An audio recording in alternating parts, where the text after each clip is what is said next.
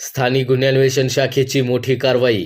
300 kilo गांजा जप्त, एक संशयित पोलिसांच्या ताब्यात. सांगली जिल्हा पोलिसांच्या स्थानिक गुन्हे अन्वेषण शाखेनं गांजा तस्करी विरोधात मोठी कारवाई करत तब्बल 300 किलो गांजा जप्त केलाय. या कारवाईत एका संशयिताला ताब्यात घेण्यात आलं असून मिरज ग्रामीण पोलीस ठाण्यात गुन्हा दाखल करण्यात आलाय. पोलिसांच्या प्राथमिक माहितीनुसार गांजाचा हा मोठा साठा ओडिशामधून पुण्याच्या दिशेने नेला जात होता. LCBच्या पथकानं मिळालेल्या माहितीच्या आधारे सापळा रचून ही कारवाई केली आहे. ताब्यात घेतलेल्या संशयिताची कसून चौकशी केली असून या तस्करीच्या रॅकेटमध्ये आणखी कोणाचा सहभाग आहे याचा शोध पोलिसांकडून घेतला जात आहे. गांजाचा साठा कुठून आणण्यात आला आणि तो पुण्यात नेमका कोणाला पोहोचणार होता याचाही तपास सुरू आहे.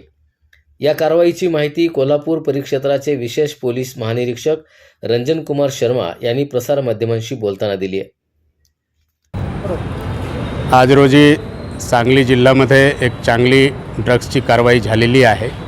यांच्यामध्ये LCB तर्फे एक गांजाचे कन्साइनमेंट ज्यांच्यामध्ये 300 kg गांजा आहे हे जप्त करण्यात आलेलं आहे.